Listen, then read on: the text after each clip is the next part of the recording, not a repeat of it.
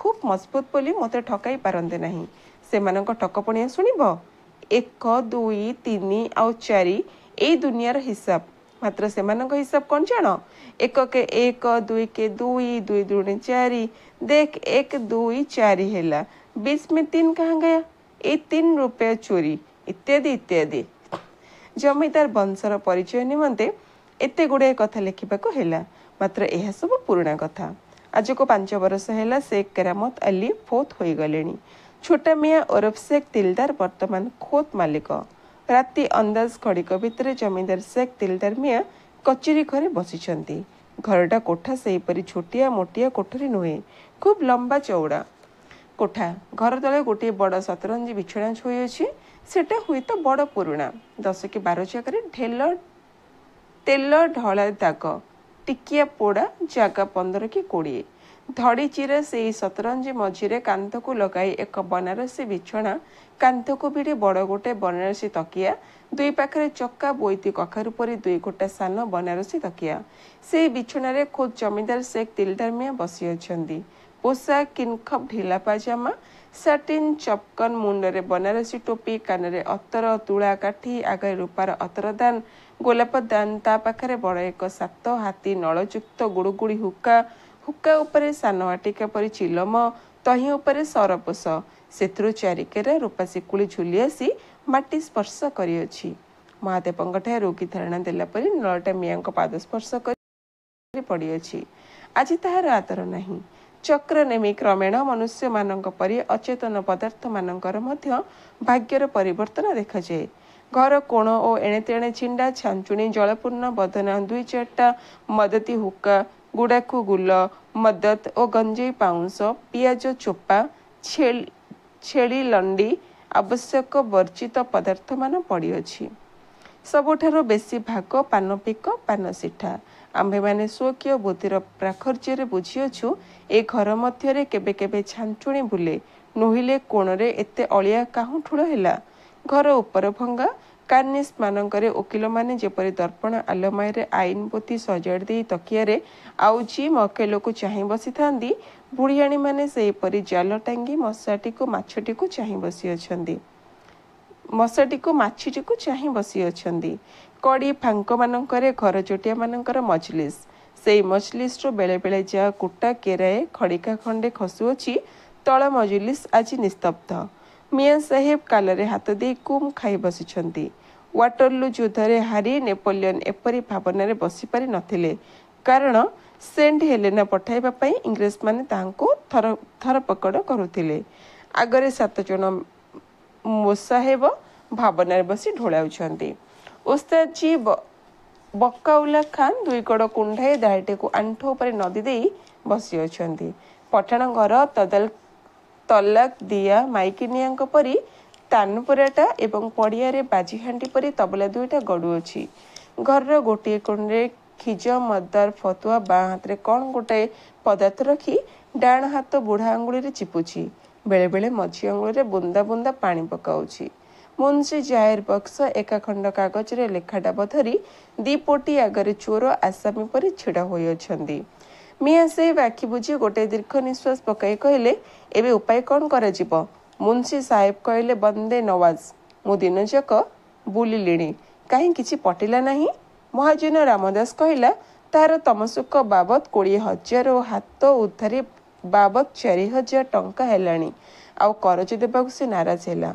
बजारर मुदी दोकानी मानकर पाउणा 4,000 से माने सौदा काली देले नहीं। मियाँ कहले बेकुब कम्बक नालायक बापा अमलरू राम सरकार 20 वर्ष चाकर थिला ताको बाहर करी तुमे दोस्त लायक मनुष्य बोली व्यवस्था काम देली गरज चलई पारुना। मुनसी जाहिर बक्स कहले हजूर मु किपरि नालायक हेली। राम सरकार किछि करज कई पारु नथिला। मो 5 वर्ष मते 25,000 करज आनीदेली। मियाँ कहले से कथा जाऊ एबे इज्जत किपरि रहे संपत्ति जाऊ महत थाऊ महत गले न मिले आऊ मोसाहेब माने ढोलाउथिले। ए कथा शुणी पाटी करी एका बेले के कहले अलबत अलबत वाजिब वाजिब। मियाँ कहले जाओ घर आसबाब हो बा जमींदारी हो बंधक दे आजिका मजलिस बंदोबस्त कर। देख जल्दी राति हो गला बेसी टंका दरकार नहीं।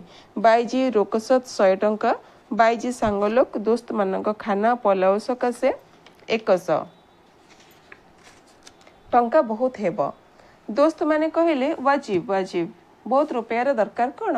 दोस्त हनुमिया कहले हजूर यही चे खेमटा बाली खातु मौनिस आसिछंदी, ए बहुत इलमदार काश्मीर औल नंबर 22। यहाँकर इलम रागरागिणी कसरत हद रे हद। से किए देश को पसंद करती? केवल मुसाफेरी सकाशे आसी। मुर्शिदाबाद नवाब, लखमो नवाब, रोमका बादशाह, सोमका बादशाह माने ए गीत शुणा को डाकी पठाती। मात्र बीबींकर खाता रदरद। हजूर केरामत नेकनामी दुनिया रे जाहिर। सेथि सकाशे आपे आसी एठारे मजलिस करने को कही। मजलिस सारा लोके एका बेले के कहले हजूर को दुनिया रे किए न जाने। हजूर को खाना पलाओ जे दिने खाई जिंदगी भरी से याद करुथिब। पियादे शेख फुज सलाम करी जणाइला हजूर ओडिशा जमीदार रु जड़े महाजन मुलाकात सकाशे आसी। हुकुम हैला ताहाको हाजर कराओ। आगंतुक उपस्थित हुई आगे नगद 5 टंका नाजराना थोई देई भूमि रे हाथ लगे 3 थर सलाम कले। मजलिस मध्य जेते जन सभ्य बसी समस्त एक एक सलाम कले। खिजमतदार मध्य छाड़ीगला नहीं। मियाँ हुकुम कले बहुत कदरदान आदिम। पाला बाला पालिया माने एक सुर गीत धरला पर समस्ते पाली देले बहुत कदरदान, बहुत होशियार आदिम। मियाँ बचेले तुम्हार नाम कौन? रामचंद्र मंगराज। क्या रामचंद्र मामलाबाज? ना हजूर, मंगराज। अच्छा ओई हुआ रामचंद्र मंगराज। मंगराज जणाइले मु निहाती अल्प किछि जिनिस नजर आनी अछि, हुकुम देले हाजर करिबी। बहुत अच्छा घिनी आस। भेटरे डाब तालपत्र खंडक लेखा थिला।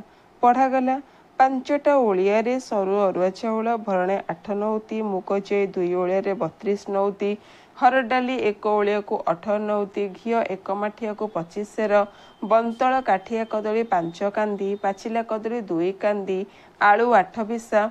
मियाँ हुकुम कले बहुत अच्छा चाउल, पलाउर लायक, घिओ मध्य बहुत भल। मंगराज कहले हजूर आम दुनिया रे मालिक। हजूर को दाना 15 पुरुष हेला खाई आसुछु। ये तो सामान्य जिनिस। मेहरबानी हेले पलाउ चाउल घिओ डाली बराबर हाजर करिबी। मियाँ ओ ओस्ताद जी भारी खुशीटाए होई तानपुरा कानबा हाथ रे मोड़ी सुर दे बसिले। गुम गुम गुम ताक धिन धिन धिन, ताक धिन धिन धिन गुम तबला बाजी उठिला। मियाँ हुकुम देले जल्दी पलाउर बंदोबस्त कर। ख्रीस्टियान माने कहती पृथ्वी शेष दिन में स्वर्गर दूतबंशी बजाइले समस्त मृत लोक कबर उठी बसबे। मजलिस मरी पड़ा। अवशेष मंगराज टंकार झनझन शब्द बंची उठिला। मियाँ साहेब नल मुहरे दे 2 चैत्र भल कई टाणिले। कला पर्वत रे कुहुड़ी बुल्ला परी दाढ़ी सारा धुआं खेलीगला। सरकार केनाल द्वारा जेपरी परगना परगना करी महानदीर जल बांटुअछंती, नल जोगरे हुक्का भितरे जमा थिबा धुआं समस्त मुह को बांटीगला। मे पलाउ सकाशे गोटे खासी अणागला। मजलिस आगरे दर छिंडिला 2.5 टंका। मंगराज चमकी पड़ी कहले कौन एई छेलिटर नाम 2.5 टंका? बापरे केते दाम। मियाँ पछरिले तुम ग्राम रे केते दाम? डाक्तर मलु परीक्षा कलापर छेलीर अग्र पश्चात बाम दक्षिण उत्तम रूप निरीक्षण पूर्वक मंगराज कहले छेलीटार दाम कौन? 4 पैसा कि 6 पैसा हेब। हुकुम हेले पलाउ सकाळे 10 घंटा कि 15 घंटा पठाई दे पारे। हजूर लोक चिनी जमीदारे चाकर रखी नाहांती, सेथि सकाशे एते टंका बर्बाद। 2.5 टंका छेली बापरे।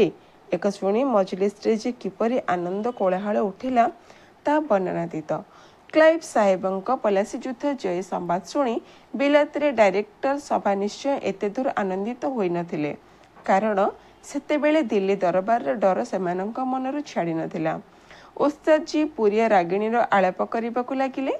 समस्ते आनंदरे उन्नत। समस्तंक मुहरु हस उछुली पड़ुअछि। केवल मंगराजे हाथ जोड़ी मुह सुखाई बसिछंती। जाल मध्यरे बुणा चाउल खाइला बेले पक्षी मानक आनंद व्याधि तुनी होई देखुथाए। आंबे माने मंगराज कथा भल रूपे बुझीपारू।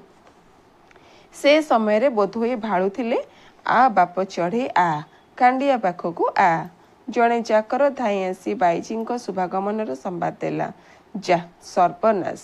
ଏ କଥାଟା ଯେ କାହାର ମନରେ ନାହିଁ। ଓସ୍ତାଦଜୀ ପୁରୁଣା ହୁସିଆର ଲୋକ, ସେହି କେବଳ ଏ କଥା ମନେ କରାଇଦେଲେ। ବାଇଜୀଙ୍କୁ 100 ଟଙ୍କା ନଜରାନା ଦେବାକୁ ହେବ।